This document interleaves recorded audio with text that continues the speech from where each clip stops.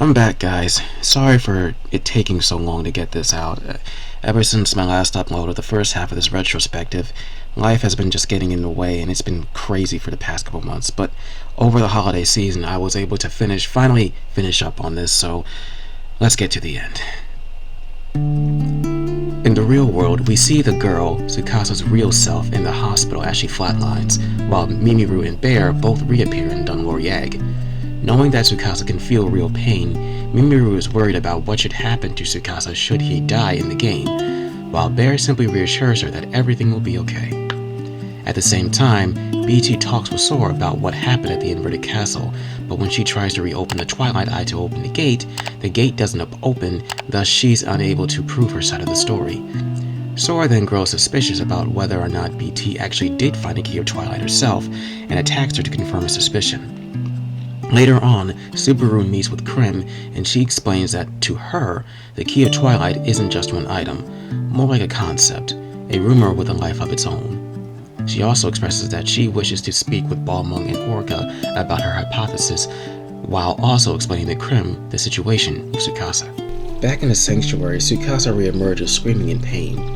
Through the static and the visual distortions, he begins to hallucinate the floating girl, turning her head toward him and opening her eyes, revealing nothing but black voids in each of them. His mother then welcomes him home, with more or less the same promise she made for him in the beginning. He then wanders through an empty field under the cover of night and a full moon, wondering if his character is the real him. A while later, Subaru logs in and rebuffs Silver Knight. She tells him that she wishes to be alone and that he should investigate any incidences on his own. Before she leaves, Silver Knight tells her that some of the other Crimson Knights are worried about her resolve as a guild's leader. When she finally does leave, she enters an area and is surprised to see Tsukasa. Similar to how he met Mimiru, he tells her that he can't log out, and if he dies, he just regenerates. Placing his hand on her chest, she asks Tsukasa if he can feel her heartbeat, as his other senses work in the game as well. She then expresses that she wishes to see Tsukasa in the real world and to not give up hope. Meanwhile, in the forest, BT and Bear meet and compare their experiences of what they witnessed in the inverted castle. If they can figure out the clues related to what the Upside Down Man said, then maybe they can find the key of Twilight. Just then, Bear receives a message from Mimiru and he leaves to meet with her and Subaru before BT can say anything further. When he meets with them, Subaru explains that since Tsukasa's consciousness only exists in the game, Tsukasa is afraid that since he regenerates after he dies, then is he really there? Subaru is also afraid that should he continue to regenerate after death, then his own self-awareness will soon dissipate to nothing, resulting in him being trapped in the game forever. With a new theory to follow, Subaru wishes to help them, but leaves to Makanu to handle some personal business first. Just then, Mimiru receives a message from Tsukasa, and when she and Bear meet with him about what Tsukasa said in the inverted castle, about how he thinks he found a key of Twilight, Tsukasa suddenly can't remember, but thanks them before leaving, with Mimiru noting how strange he's been acting. Arriving back in the sanctuary, Tsukasa drops his scepter in surprise as he sees the floating girl descending onto the bed.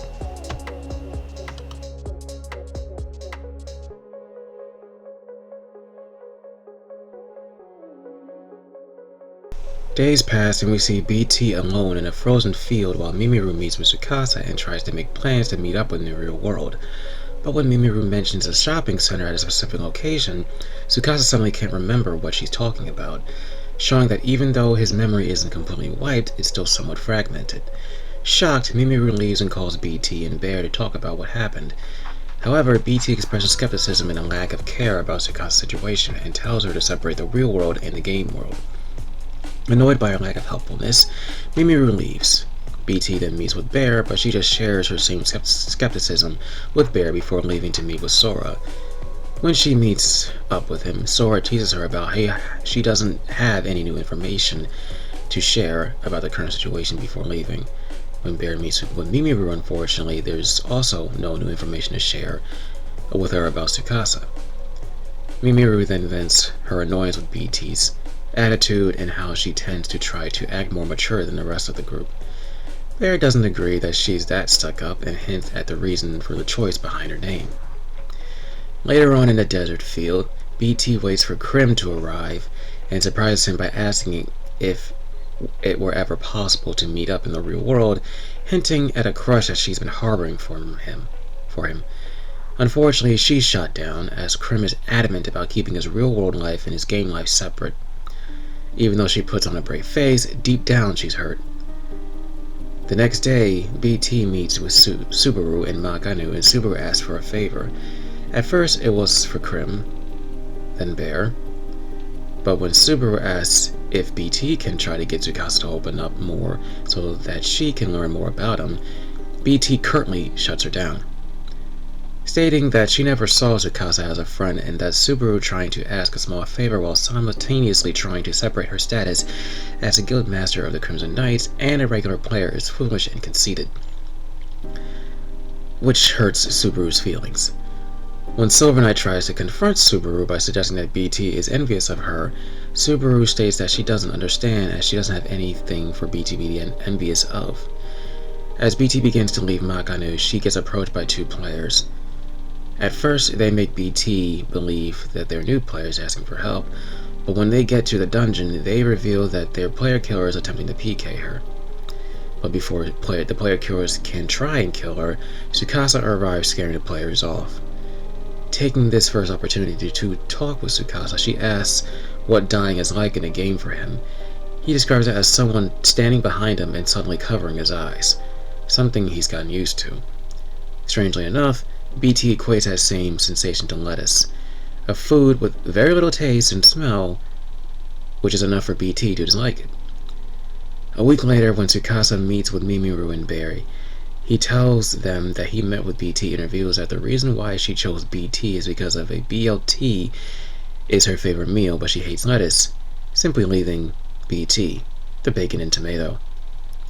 Back in the real world at BT's apartment, we see the player behind BT tear apart an invitation to her high school reunion. All this time, especially after what happened with Krim, she's been doubtful about continuing the world. But with a new resolve, she logs back in to keep playing. Time passes and we see Silver Knight along with Subaru, Mimiru, and Bear.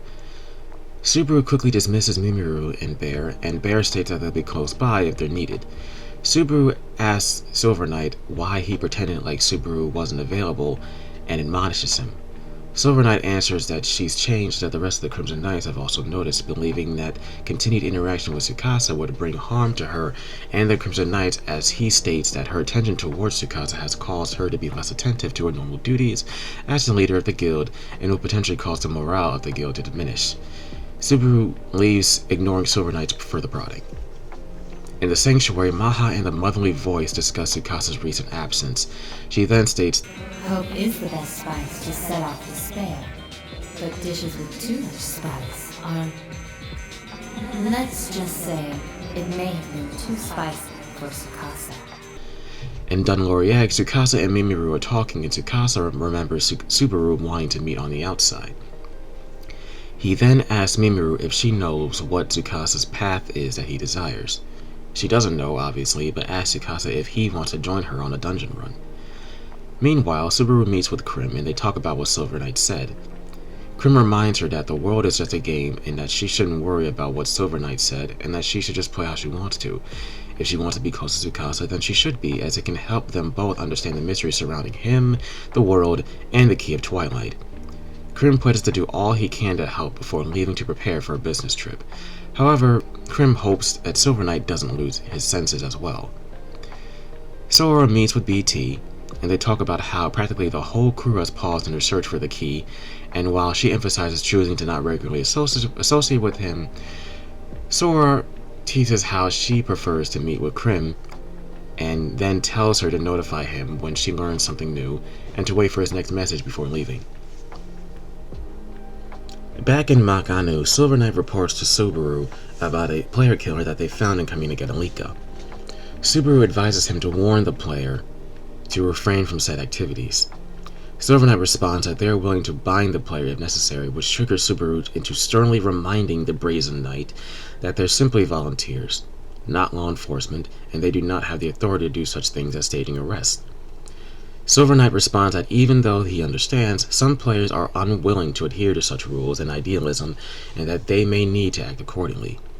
Subaru counters by stating that it is CC Corp's responsibility to handle such vagrant activities, not the Crimson Knight's. She then reinforces her order and then proceeds to leave. Silver Knight begrudgingly agrees, but when Subaru leaves Makanu, Silver Knight tells the men to belay her direct order, and instead to mark the player as a wanted criminal, find, arrest, and bring him in for questioning, all while Krim watches from afar. Bear and Mimiru talk with Subaru about to stress the situation with Silver Knight when Subaru arrives in Dunloriag. Though she believes Silver Knight cares about the world, she also believes that she needs to restrict his actions as he's becoming more and more brazen and overzealous. Suddenly, two players approach the group and they tell Subaru about another player killer that had attacked and killed him in Makanu, and is believed that the character is hacked. Side note, can we talk for a second about how apparently we have a situation of a player killer attacking players in the root town? I mean, root towns are supposed to be a place where you can't have any combat at all unless CC Corp warns it. I guess the hacked player is the reason for that, but it's still weird. Anyway, returning to the subject of Tsukasa, they talk about how Tsukasa is unable to remember the one thing that he found. The one thing that the old man in the inverted castle had mentioned. He found the Key of Twilight, and even though he forgot about it as a result of the incident that killed him before, there is definitely a connection between the two. Bear then decides that learning more about the old man in the castle is the best next course of action, while waiting for Tsukasa to recover his memories. But they'll need help, and Subaru states that on top of Krim, Balmonk of the Azure Sky and Orc of the Azure Sea are also investigating the situation. There is also Helba, the hacker, and Bear believes that Sora can get in contact with her, but Mimiru is not too keen on reaching out to him. Subaru then leaves, and Bear and Mimiru agree to try and not be too much of a burden on her. She then meets with Tsukasa in a field, and Tsukasa states that he remembers how Subaru wished to see Tsukasa in the real world, and Tsukasa returns the sentiment. Back in Makanu, a group of knights talk about an incident involving an item thief in Dunloriag and how they felt forced to use more extreme measures as the player wasn't willing to comply willingly. Immediately realizing that Silver Knight is behind this, she orders Silver Knight's presence. She then gets an email from CC Corp's administration. When they meet, Subaru tries to remind them of their goal. Silver Knight counters this with, "Power without justice is incompetent. Justice without power is also incompetent. They are the words of a renowned karate master of the 20th century. I believe it is a wise saying." And your point, Silver Knight? The underlying principle of the Knights, as you would define it. It's power without justice and doomed to fail. He then blames the general unrest within the game on Tsukasa's presence, and that to restore order, it takes power with justice and determination, not just weak idealism. Subaru states that she doesn't care about Silver Knight's change in idealism, and that she wants to discuss a recent email that she received from CC Corp.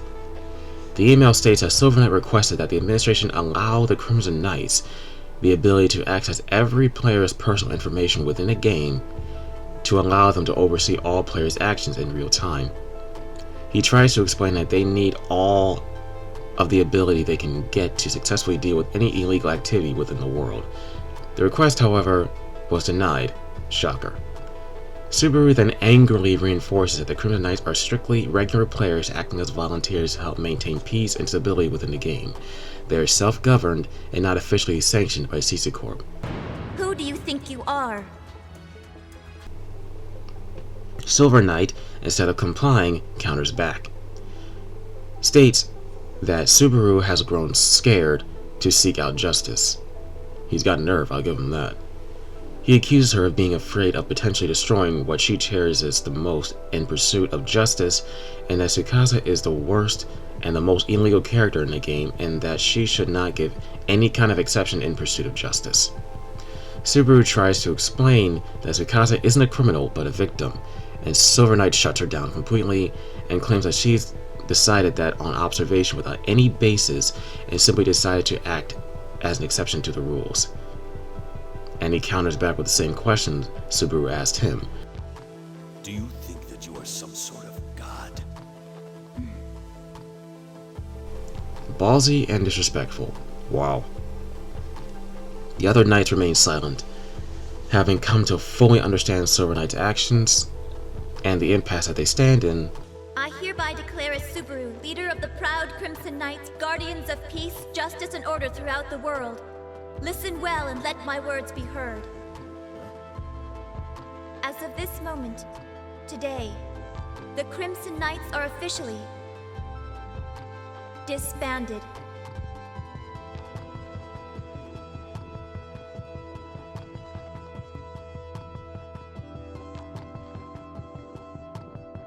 News quickly spread to the Crimson Knight's disillusion, yet Subaru is still a famous and popular topic of discussion.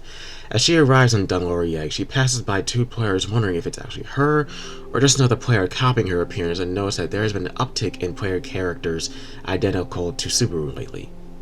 However, she also hears an erroneous rumor pertaining to the Crimson Knights, stating that she simply got bored with them. She then leaves the root town and goes to a snow-covered field to reflect on her past. Here we see how she and Krim became friends. In the beginning, Subaru was a shy and timid person who had a hard time speaking her mind.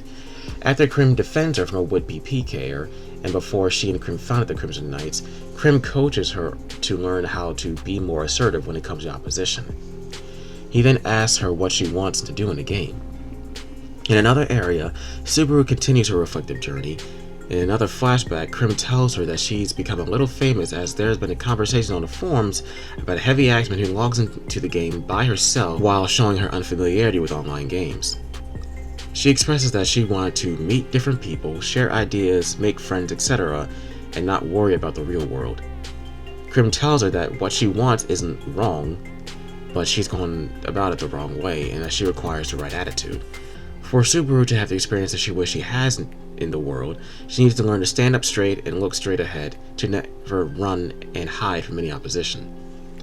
Just then, the same would-be player killer from before appears with friends and they engage with Krim in combat.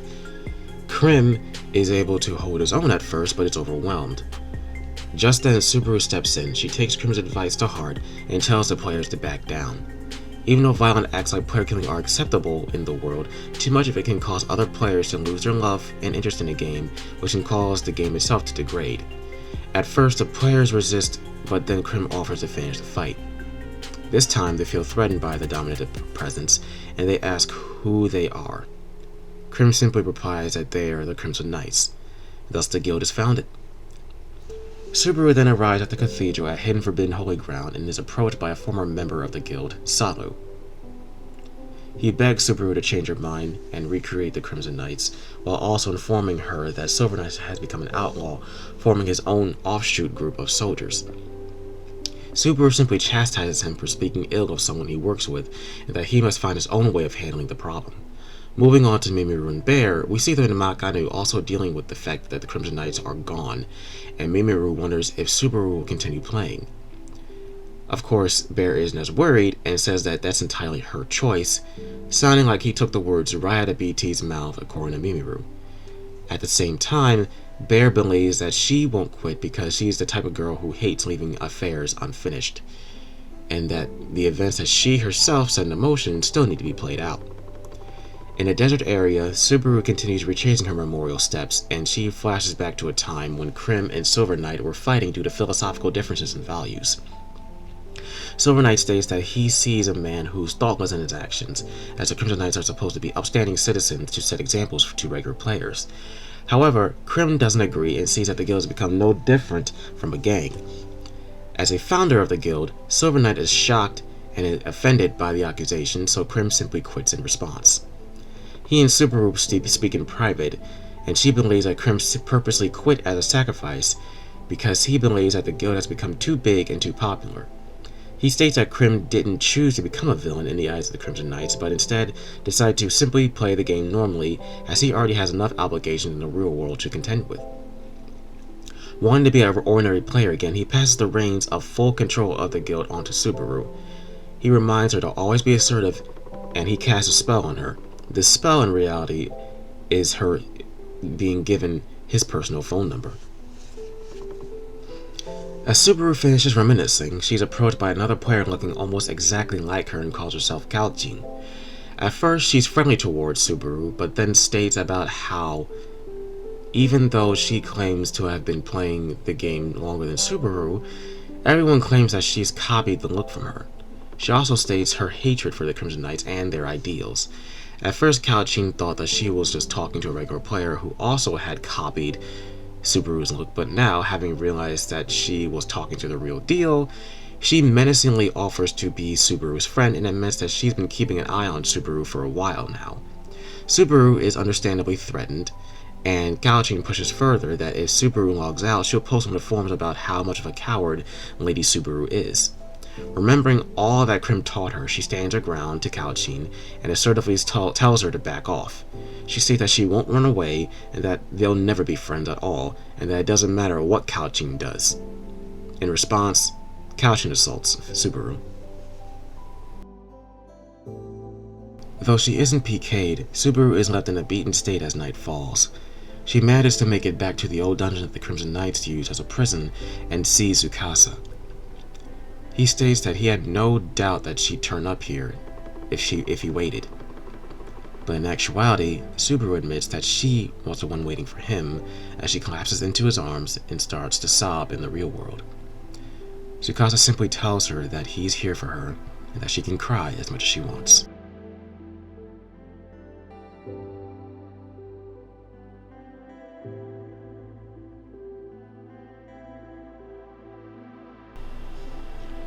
As days pass, Tsukasa and Subaru spend more time with each other, with Tsukasa making sure everything is better in the real world.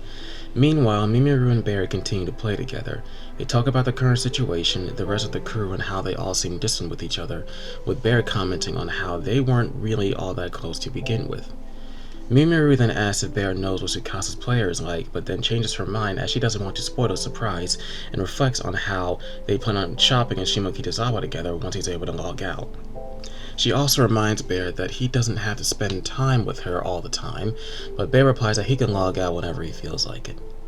Elsewhere, Sora meets with Silver Knight, and he asks if he's tracked down another player killer, and Silver Knight asks if Sora has any information on the culprit. However, Sora instead decides to attack Silver Knight's broken pride before leaving him to thrash her around out of frustration. Sora then meets up with BT and asks her to manipulate Silver Knight. When she meets with him, she tells him that she believes that the Key of Twilight exists, and if they were able to find it, he could use it to reunite the Crimson Knights. He agrees and then leaves the area. In the cathedral, Subaru and Bear talk about Tsukasa and how they simply sit together in silence and enjoy each other's company. Bear reassures her that as long as they continue to spend time with each other, their wounds will heal. Later on, in the Crimson Knights' former guild base, Mimiru, Krim, and BT meet up and learn that Bear called them there and informs them that he wants to resolve the Key of Twilight issue. Meanwhile, in the nighttime area, Subaru and Tsukasa spend time looking at the stars. Noting that they both like staring up at the night sky, they both agree that they're the same in many ways.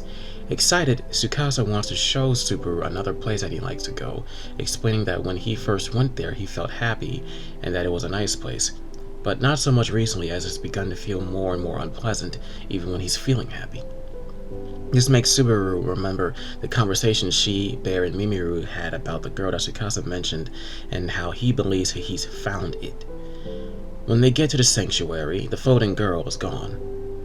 Back with the others, BT leaves with Bear, promising to contact her again soon. Krim, Mimiru, and Bear both express how in the beginning, the world was just a game for them and to relax in, and Bear believes it was originally the case for Tsukasa as well, but now there's something much more sinister at work here, obviously. Krim then asks Bear his age and answers that he is about to turn 47. Krim then asks when things began to change.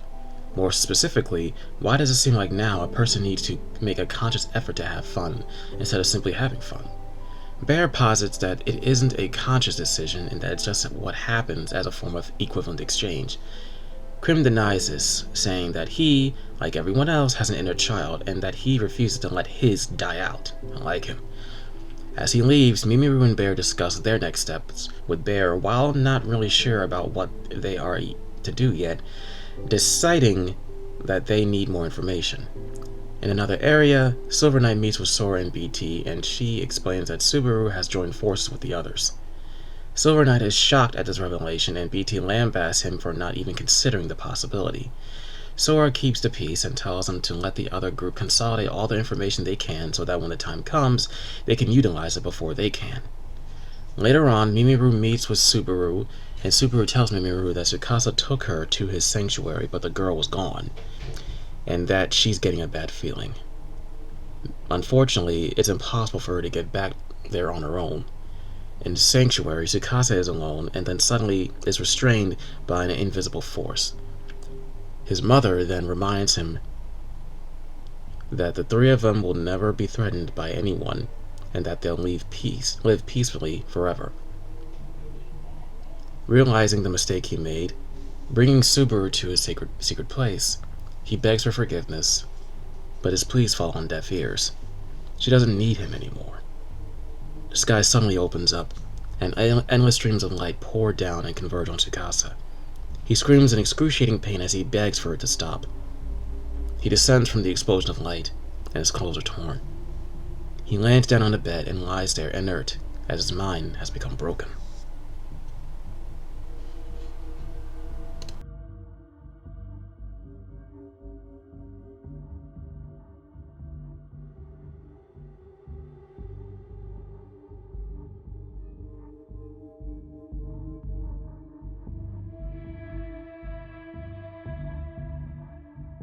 A few days later, Mimiru and Bear wait at the Chaos Gate in Dunloriag. Subaru's been searching for Tsukasa since he seemingly disappeared since the last time they were together, and she expresses regret over leaving him alone. She then decides to continue the search as there's one more location she hasn't checked. And even though the sanctuary is normally inaccessible without Tsukasa, she believes that if she reaches out on the forums, it's possible that someone may have more information about the location. Bear remarks at it being like finding a needle in a haystack, and Subaru then leaves to go have a discussion with BT, with Mimiru and Bear noting how tired Subaru seems while also brainstorming on how to search for Tsukasa themselves. Meanwhile, in the sanctuary, Tsukasa sits by the bed in an utterly catatonic state. Sora, BT, and Silver Knight meet in an Earth element field, and it's the same thing on their end as well. No news to report with Tsukasa being MIA, and while Sora and BT tease Silver Knight about his jealousy over Subaru, Sora tells him that Tsukasa is female in the real world. BT then leaves to meet with Subaru, while Sora leaves to investigate a rumor on his own. When BT and Subaru meet, BT answers that she hasn't seen any trace of Tsukasa, and tries to remind Subaru that the world is simply just a game. You'd think by now she'd realize that isn't the case anymore, but whatever. All I want now is to see Tsukasa again. I want to see him and talk to him and hear those words. That's what the world is to me. She then requests that BT tell her anything she learns about him. BT then tries to tell her about Tsukasa's real-life self, but hesitates. When Subaru leaves, BT begins to understand just what the world means to her. In a snowfield, Krim is fighting a rumored monster that can't be defeated. Whether or not the rumors are true is uncertain, however, the monster does look strange. Its body parts are all disconnected from each other, and yet they still move as normal. Back in the sanctuary, Tsukasa still struggles in his catatonia, with Maha watching from afar. Krim then reports to Bear discussing Tsukasa and Subaru, as well as a news rumor of undefeatable monsters appearing all over the game. Bear then states that Tsukasa, the Key of Twilight, the mysterious girl that's vanished, and now the news rumor are all connected in some way as a larger jigsaw puzzle with an unknown purpose. He suggests investigating the mysterious girl and the rumor about the new type of monsters. Krim then requests Bear to remind Subaru to use the spell just in case things get too difficult for her. And in the sanctuary, Maha notices how Tsukasa doesn't even react to its presence. Tsukasa then unconsciously gives Maha a blade of grass. Unsure of how to process the gesture, Maha simply leaves. Elsewhere in another field, a party of players succeeds in felling a dragon. They then discuss the rumors and are approached by Sora. After killing 2 of the 3 party members, Sora then interrogates the remaining player about the rumor. Subaru and Mimiru soon meet at the cathedral, and Bear relays Krim's message to Subaru, then discuss the next step: to see the man in the inverted castle again. He asks them if they've heard of a man named Harold Hewick, a computer programming genius said to have single-handedly created Fragment, the beta version of the world. Bear explains that considering how familiar the Upside Down Man seems to be, he's investigated elsewhere, and that's where he learned about him. The Inverted Man and the fabled computer programmer, and the creator of the game, are one and the same. They believe that if they go back to meet him, they'll learn vital clues about what's going on, but Mimiru reminds him that the Inverted Castle has been destroyed. Bear explains that he's not a regular NPC, but is embedded within the game's code for some strange purpose, meaning there's a possibility of a backup of him somewhere else, and while he doesn't know how to find another copy, Helba just might. And instead of getting Sora to contact her, they'll use the forums. Meanwhile, we see the mysterious girl. She's hanging upside down in an extremely bizarre location with Maha observing her, still grasping the blade of grass.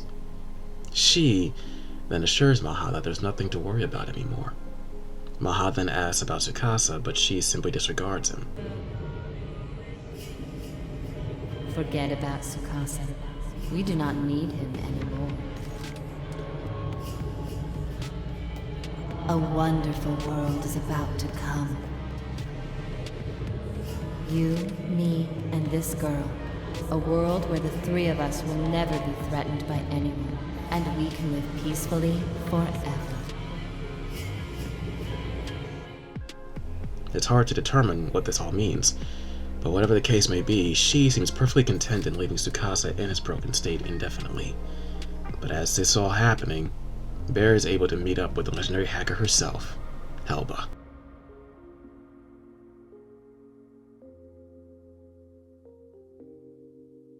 Later on, Bear, Mimiru, and Subaru wait for BT, but then believe that she isn't coming, completely ignorant of the fact that BT is there, but is hiding. When they all leave, we see another strange player following not too far behind. In the dungeon, they discuss that Helba educated Bear on Harold. Harold endeavored to entrust a type of hope within the game, and in an attempt to witness this hope come into fruition, he embedded an AI version of himself within the game that's almost omnipresent, like a ghost.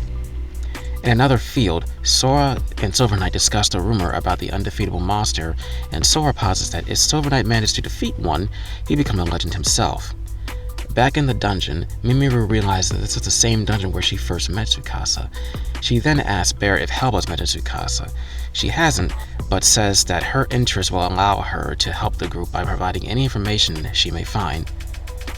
In the sanctuary, Tsukasa is still in his catatonic state from before, and he's alone with just a stuffed teddy bear that he unconsciously digs his eyes out of and tries to bore a hole in its belly.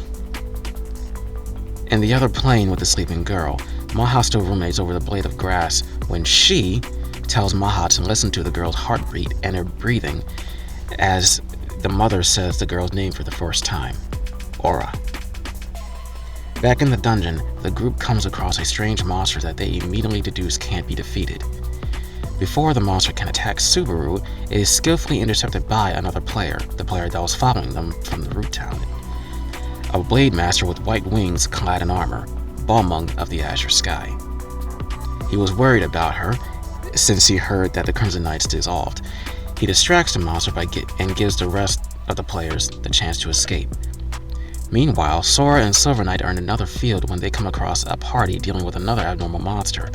After Sora kills off the players, he and Silver Knight deal with the monsters themselves. Back in the dungeon, the group enters a special gate that Helba had created that sends them to the same plane where the inverted man, Harold, is residing. At first, he's reciting the same vocal patterns as before. That is until Mimiru mentions the girl. This stops the AI's ramblings and switches its tune. Can it be you know about Aura? Back in the field, Sora and Silver Knight are still fighting the abnormal monster, and Sora, the immature pain in the ass that he is, decides to run away, leaving Silver Knight to handle the mess. Silver Knight tries to run, but fails, and when he looks back, the monster has mysteriously vanished. He then runs into Krim. At any rate, the Herald AI admits that he made a mistake when he created Aura. Aura was supposed to be a way for him to express his love for a woman, their beloved child as he puts it. But he believes that he's erred and that he has no right to be a father, and he says that there is an entity trying to warp Aura. The current version of Aura is not the version that Harold wanted. Bear then asks who the entity is, when Harold admits that he created it as well to awaken Aura, but the entity instead has endeavored to corrupt Aura and make her evil. While lamenting his mistake and expressing his sorrow, he warns that the warped Aura shouldn't be awakened and that there may still be time to prevent it, and instead awaken the pure version of Aura without the interference of the entity corrupting it. The group then realized that Tsukasa was utilized for this very purpose. Just then, she begins to act, having realized that the group has discovered Harold again, and tries to delete him and the group like before. Harold, I will not let you get in the way of my will. The group then manages to escape. Back in Maganu, Krim and Silver Knight discuss the Crimson Knights. Silver Knight admits how he's lost his purpose and his drives since they dissolved. Krim reminds him that even though the Crimson Knights are gone, Silver Knight is still here in the game, able to play however he wishes. He tells him that he told Subaru the same thing once. He coaches the depressed knight to figure out exactly what his purpose should be. Outside the dungeon, the group reviews what they've heard. It seems that they have the answer to the questions now. The one utilizing Tsukasa to corrupt Aura is the real enemy. If they can do that, they can birth the purified Aura and allow Tsukasa to log out. Mimiru is excited that they're about to tackle the final boss, but Bear isn't so sure. He posits that if the AI Herald is omnipresent, then the enemy may be as well. If that's the case, then how do you fight it? Subaru then reminds him that Tsukasa is still on their side, and if Tsukasa is being used to influence Aura's condition negatively, then he should also be able to do it positively.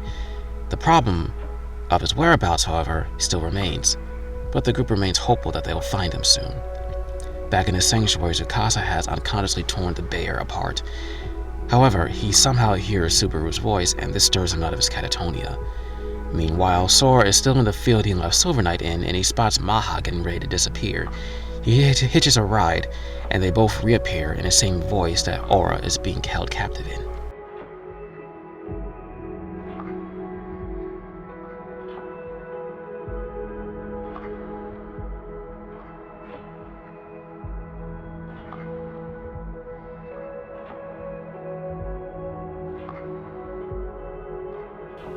First Mimiru,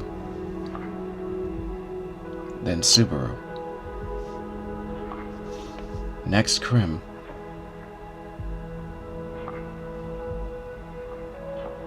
then BT, and finally Tsukasa. They all received emails from Helba requesting them to come to the area known as Screaming Windsand's Fate Castle. Mimiru and Sora show up first, and Mimiru is quickly annoyed by Sora's presence and is provoked into fighting with him.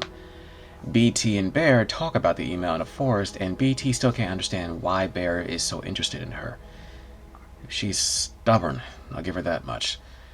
Bear explains that Tsukasa was just the starting point of a personal quest for him. A quest that BT first brought to Bear's attention. Instead of blaming her, he thanks BT for helping him realize the meaning behind each individual person he meets. However, for BT, she only cared about utilizing Tsukasa for her benefit. Meanwhile, we see Krim meet up with Subaru praying in the cathedral. She resolves that she wants to get more involved with Tsukasa, and Krim reminds her that she'll get involved with everything else surrounding him too. Leaving the cathedral, Subaru reflects on how she always felt like she needed protection from everyone in the past, and this time she wants to protect Tsukasa. Not only that, but she admits that she simply wants to be by his side. Krim sees this and acknowledges that she found her place in the game, and that she can stand on her own. Back in the area sent by Helba, Mimiru and Sora continue their sparring, and Sora quickly gains the advantage until Bear and BT step in. Sora then leaves with Mimiru wondering if he's joining sides with the enemy. In a cathedral, Tsukasa meets with Krim, but Tsukasa begins to apologize profusely, clearly still traumatized by what happened before in the sanctuary, and is afraid of Krim. Krim tries to console Tsukasa and assure him that he isn't going to hurt him, but Tsukasa doesn't believe him initially. Krim then reminds him of Subaru and to try to be strong like her. Tsukasa still struggles, so Krim tells him a secret about Subaru that he hasn't told anyone else before. He recounts how Subaru acted when she first logged in, and how Krim helped her realize her reason for playing. The ability to walk, run, and go anywhere she chooses, as she's been unable to do that in the real world for the past 4 years. During her time in the world, she's learned to take responsibility for her actions and to face any challenge in opposition directly. Krim uses this story to convince Tsukasa to not run away, and that he and everyone else want to see Tsukasa happy and succeed in life, but that requires standing up for himself. Krim then leaves, stating that Subaru is waiting for him. Tsukasa then flashes back to a time in the real world when she was in a police station after being arrested for shoplifting, with her father simply storming in and slapping her. We then see Mimiru, Subaru, Bear, Krim, and BT waiting for Tsukasa in the requested area. Silver Knight also arrives, having received Helba's message. Krim asks him why he's here, and Silver Knight answers that he wishes to protect Subaru. Suddenly, a green Chaos Gate appears before them, Helba Gate.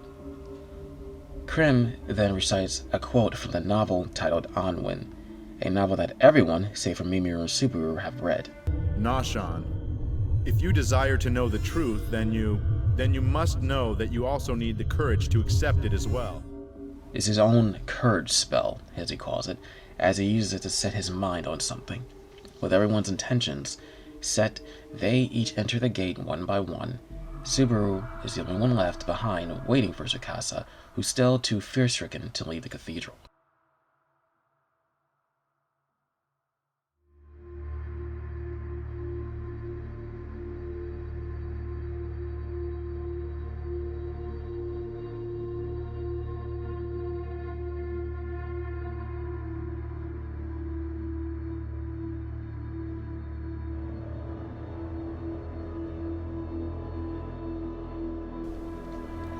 Getting close to the end, guys. The group soon arrives in a very strange place, an area that looks like a regular modern town but has been completely destroyed and reduced to ruins.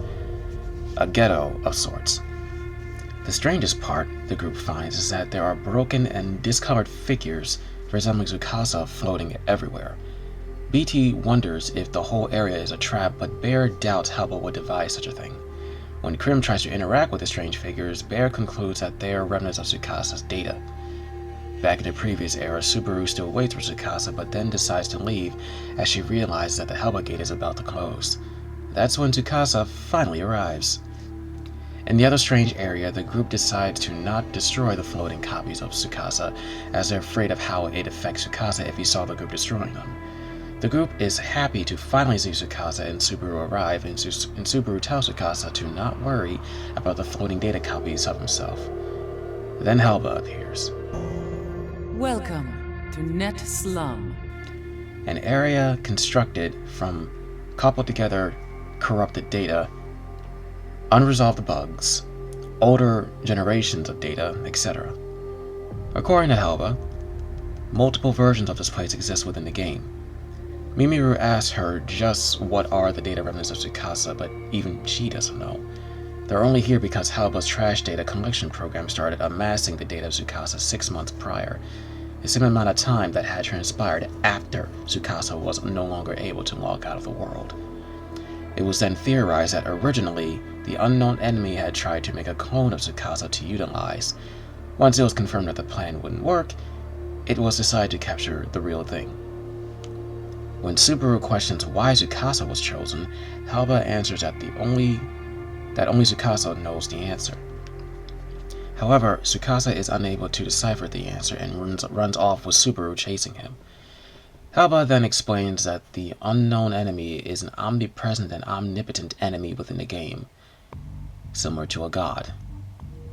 When Subaru catches up with Tsukasa, she tells him that she wants him to return to the real world so that she can see him. At first, Tsukasa wonders if there even is a place in the real world that's safe for him.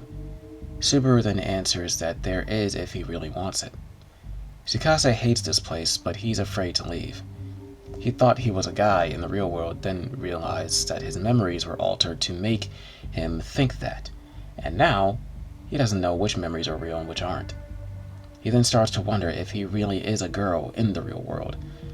Subaru then tells him that she understands and assures him that she'll be there when he returns. Back with the group, they surmise that even though the enemy is everywhere at once, the net slum is still a secret place. However, that doesn't mean that they can win against it. Helba reveals that Aura is linked to Tsukasa's mental state. When his mind is in a positive state, Aura develops in the desired positive direction. However, when Tsukasa's mental state is negative, it alters her growth. At first, as mentioned before, it's believed that this will corrupt her and result in a dark aura. However, in actuality, it stunts her growth completely, leaving her in stasis. The enemy never planned on Aura being born at all.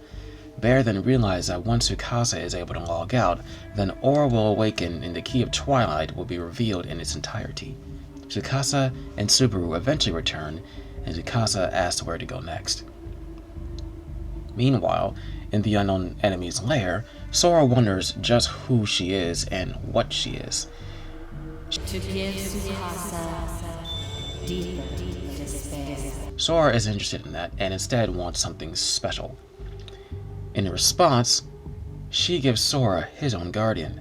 Unfortunately, it isn't enough to turn Sora to her side, and he simply leaves. Angry, she calls Maha and notices that Maha is still holding onto that blade of grass that Tsukasa gave it. Maha gets rid of it and apologizes. She then orders Maha to leave. Back in that slum, the group sits and rests, and Silver Knight reveals that he's 23, in fact, in the real world, and works part-time at a video store. Bear, BT, Krim, and Helba discuss how to combat the enemy. Helba has resolved to monitor the situation from a distance, while the rest deal with the enemy directly. When Krim asks if Balmung is going to join them, she answers that he doesn't want to contend with hackers. Bear then admits that he believes Subaru shouldn't be here, as she's the main reason why Tsukasa is recovering in the first place. If something were to happen to her, or if she were to simply leave, then Tsukasa's morale would bottom out, and he would be inconsolable. However, they know that Subaru would refuse to leave if asked. They simply have no choice. In order to win, they can't separate Subaru and Tsukasa. However, according to Bear, winning isn't the goal. They just have to make sure they don't lose. Suddenly, Maha approaches Tsukasa and reluctantly summons a guardian and attacks the group. Thankfully, Krim and the rest of the group arrive in time, and Krim tells Tsukasa to escape with Subaru. The guardian knows that Subaru is important to Tsukasa and thus targets her. Tsukasa and Subaru try to run, but they unfortunately don't get far until the guardian corners them. Tsukasa tells her to log out, but she refuses to leave his side. Just then, Tsukasa's own guardian appears on its own, and the two guardians destroy each other. The rest of the group arrive, and they congratulate Tsukasa. Bear then asks what Tsukasa wants to do. He thinks about it for a moment, then resolves that he wants to leave, to log out and return to the real world. Maha then returns and tells the enemy, who simply screams horrendously in anger.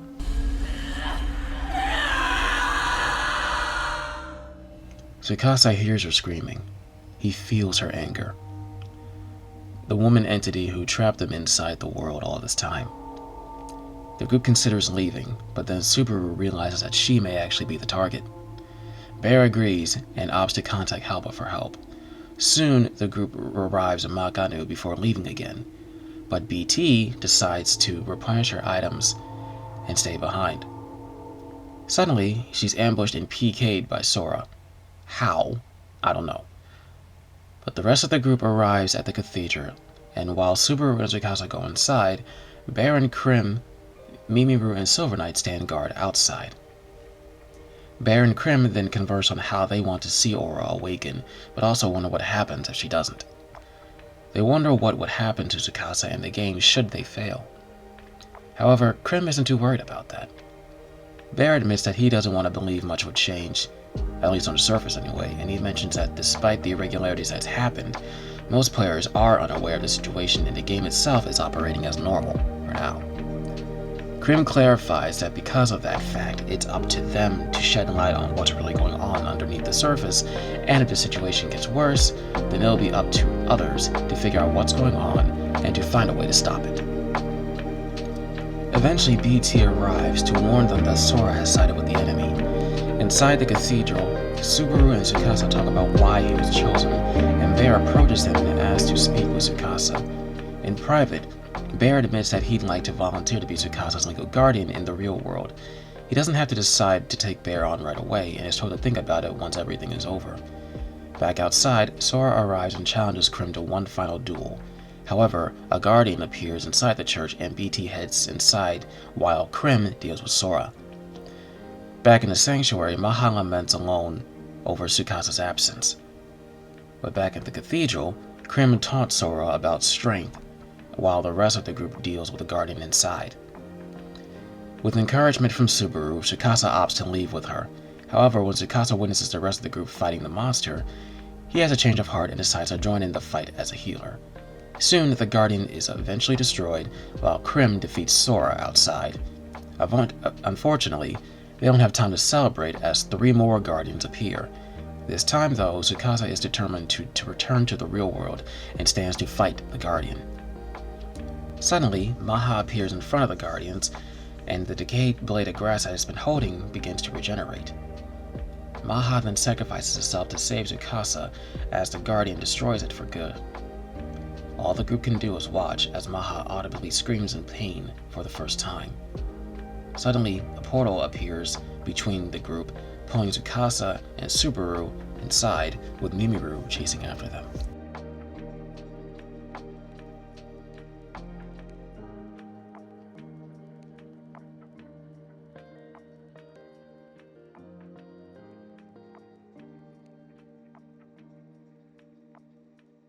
Tsukasa appears in a strange wasteland alone.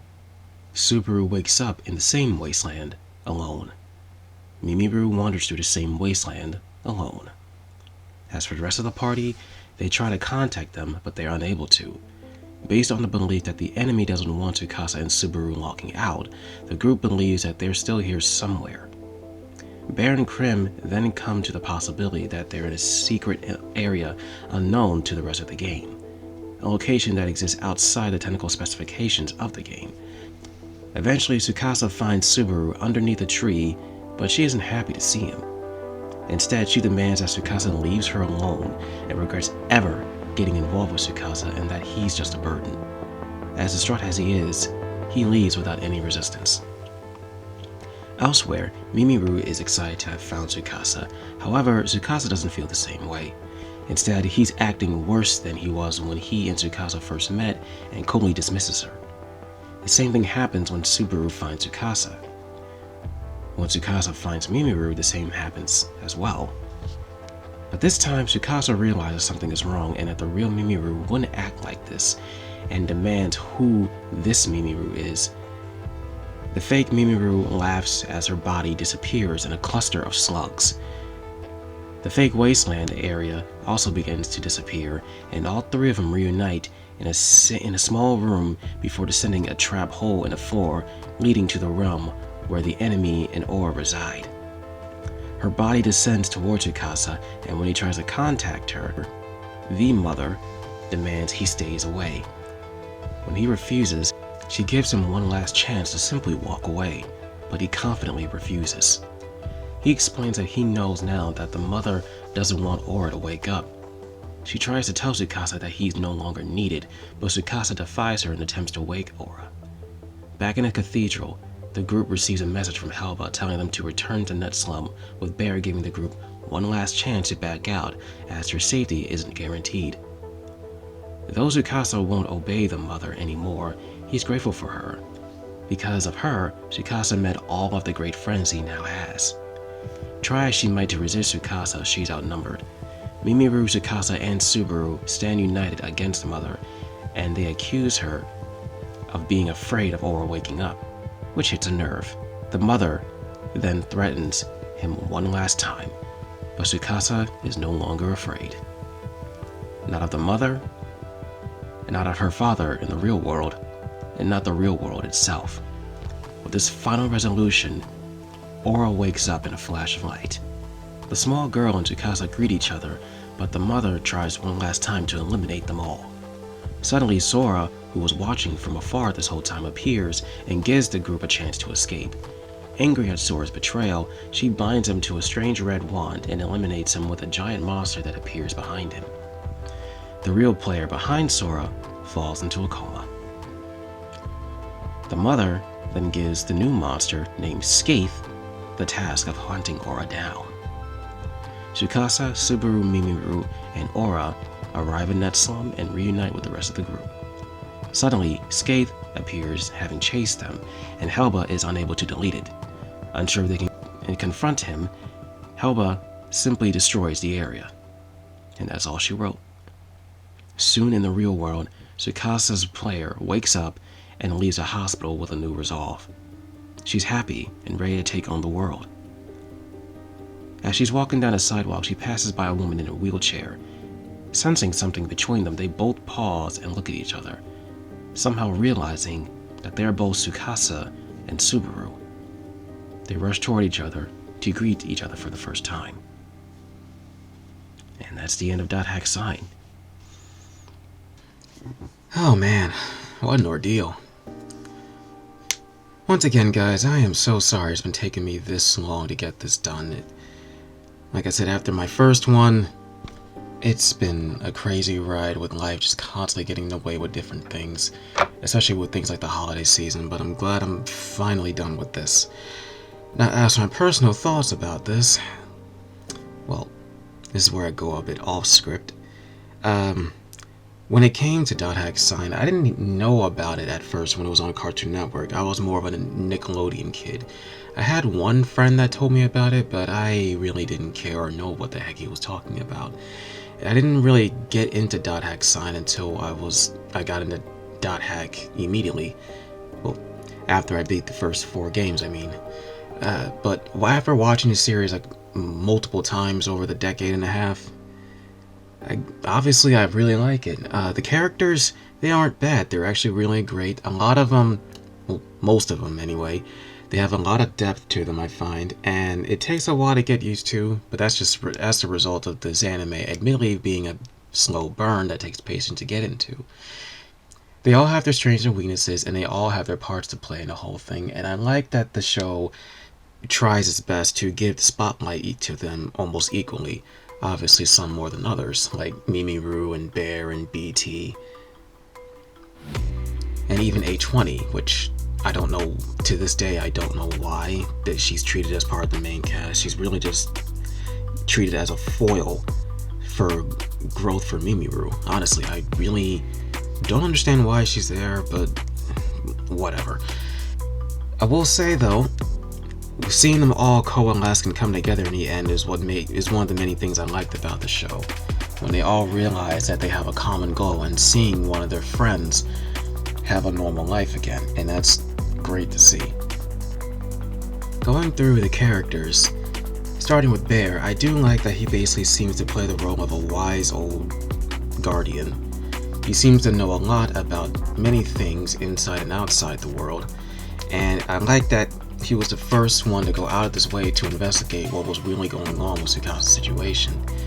Mimiru, being Tsukasa's first friend that he meets, she basically plays the role of the older sister, in every sense of the word, in my opinion. She seems to go out of her way to try to be Tsukasa's friend, the first one anyway, and I like how she was willing to withstand all of Tsukasa's static, even when anyone else different from Mimiru, who wasn't as important, probably wouldn't care less. Because, let's be honest, Tsukasa was a pill to deal with at first. But I guess that's just a part of Mimiru's nature of always wanting to be friends with people, and it seemed like she was just able to sense something that was wrong with Tsukasa and she just couldn't stay away. I've known people like that in the real world. Krim, well, we obviously don't see him until close to the second half, but he is a total bro in his own way. I do like the fact that he tries to keep his real life and game world separate. And even to the very end, even when things are getting bad to the point where he can't ignore it anymore, he still tries to see it as a game. He's a fun-loving dude who really loves to play when he's able to get the chance to. Not only that, but it was interesting to see the dichotomy between Subaru and Krim, as they were once old friends, and he was the first inspiration for Subaru in terms of learning how to find her inner strength. Not only that, but he's a total badass, and it's awesome. Considering the world has a mechanic called player killing, which allows players to fight each other in any area or dungeon, I like how the show uses Krim and Sora in the rivalry between the two to really showcase that. And it shows that Krim, when it comes to business, he doesn't fuck around at all, and I love it. BT, I gotta be honest, she's probably took the longest to get used to. She seems to have ulterior motives of her own, and she can come off a bit selfish, maybe, or manipulative. It's hard to say. I mean, we see her around, she's known Bear for a while, and Mimiru, but when it comes to the bigger situation, she really seemed to really try hard not to care all that much, to the point of pissing everyone else off, mainly Mimiru. And then when she tried to pick up Krim, it seems odd. It seems like when that one episode completely dedicated to her, we see her trying to tussle with some personal issues that she had, and it's nice to see her overcome them and she basically just takes her head out of her ass and starts to help out with the bigger situation. She is still an interesting character though, just one that seemed to took the longest to get used to, but she's okay. Not only that, but the fact that she's the only one to get PK'd throughout the whole show more than once is a bit painful to watch. I mean, Jesus Christ. 1,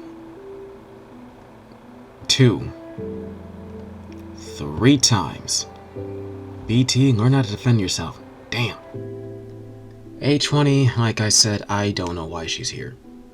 She doesn't really contribute to anything of the bigger picture and just really acts like a little sister to Mimiru, who seems to be the only person who can tolerate her.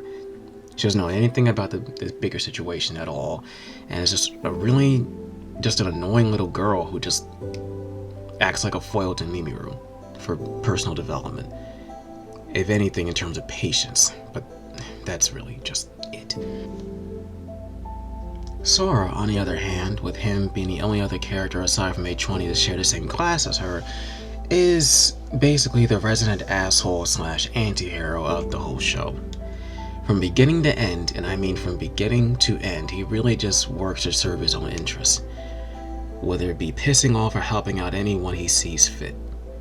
Not only that, but he's a skilled player killer, and I mean really skilled, one of the most skilled players in the game next to Krim. And at the same time, because of his character, he really just drives everyone crazy, especially Mimiru, which I will admit is entertaining to watch. It really does help the matter the fact that he's a 9-year-old kid in the real world, which does explain his level of immaturity.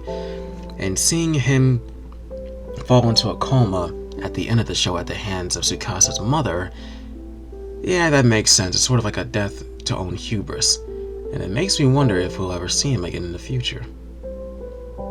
It's a real shame that we don't really see him grow as a person though, but again, he's a 9-year-old kid who sees the game as a game more than anyone else in the show. Silver Knight, I love his dedication, and he looks cool. And I'd say he basically serves as an example of the kind of player who takes a game really seriously. He knows he's just a game, but he takes his role as the leader of the Crimson Knights really seriously, to the point where to almost fanaticism, which can be annoying to a lot of players in the game and to a lot of people watching the show, but I found it entertaining to watch. It's an interesting dissection of that kind of player who takes the game that seriously, and with my history of different MMORPGs, I've seen a lot of players like that, and I like it. Similar case with Subaru. She's an interesting character as well. Obviously, I'm going to be saying that. I've been saying that a lot already. And I like how she uses the game to try to escape her difficulties in the real world while trying to find strength within herself with the help of everyone else, Krim as well as Tsukasa. Krim was the first one, but Tsukasa really helped her find a strength within herself, and seeing those two reunite in the real world, touching. I liked it. I really liked it a lot. The only other character to talk about in the show is the mother herself. We'll go into further detail about who she is in the future, but as of right now, the entity that calls herself Tsukasa's mother, in relationship to her and Tsukasa, it can basically be summed up as psychological and emotional abuse and torment and manipulation. She needed Tsukasa for her own ends, and that's it. She didn't care about Tsukasa at all. Just a puppet. That's all Tsukasa was to her. That said, she needed to have Tsukasa's emotions in constant flux in order to keep aura in stasis. When Tsukasa was riding too high, she brought Tsukasa down. When Tsukasa was too low, she brought Tsukasa up. That kind of textbook psychological abuse, definitely effective in this case. And it's no wonder why Tsukasa felt the way he was in the beginning.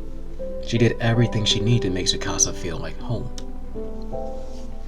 And when Tsukasa started to evolve, thanks to support of everyone around Tsukasa, and made Tsukasa think that, well, realize, not think, that he didn't want to be in the world anymore and wanted to return to the real world, and the mother started to unravel. The show really does a good job of showing just how psychotic and psychopathic she is as an AI.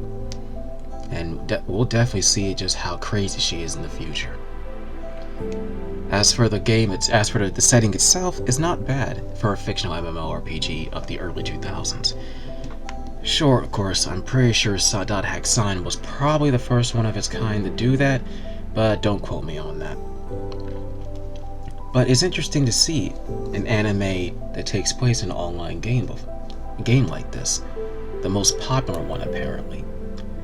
Obviously, there's some liberties taken because a real online game isn't able to allow a player to do some of the things that we see in the game, but it does a good job of representing it in a concept. We have classes, we see spells, we see monsters, physical attacks, and all the typical trappings of an online game of the early 2000s. It's interesting to see. Dungeons, areas, towns, and cities, it's all there. It's all there. Even riding animals like the grunties. And even mechanics like raising grunties, which is something we will often see in certain online games as well. Though none really come to mind except for Ragnarok Online with its pet system. I can't say anything about RuneScape or World of Warcraft. Overall though, I like it. It would be great if we saw a little bit more of the real world aside from hints or small scenes about some characters like Bear, Sora, and Tsukasa, and Mimiru, and Subaru. But from what we see, it's not too bad. It's obvious that the spotlight is on the game itself, so it makes sense. I kinda wish we could have seen more of the real world though, but what we get isn't too bad. Kinda wish it wasn't entirely in black and white though, but it is what it is. That said, like I said in the beginning, DotHackSign is a slow burn. It's not a bad show though, it just takes a bit of patience to get into it, but once it does, it is really intriguing. And it tries to get deep with certain concepts in certain episodes with use of psychology and things like that. So if you're willing to take the time and watch it and get truly invested into it, I think you'll be in for a great time. Especially since it shows at the end that even though Tsukasa was able to return to the real world, this wasn't the end of the game or the series itself. On the contrary, it's just the very beginning. And it's going to be a wild ride once we get started. Overall, guys, that's basically all she wrote. And I thank everyone who watched this far. This is something I've been wanting to do for a while. And yes, I know that in terms of certain things with this video, like the sound quality, sometimes the volume goes up and down. I've been trying to experiment with different ways to record my voice, so you can probably hear that during this whole video. I'm getting better at that, I'd say. Not to mention script writing, which is also something I'm new at, but I like to believe I'm getting better, and I'm going to continue to get better in the future.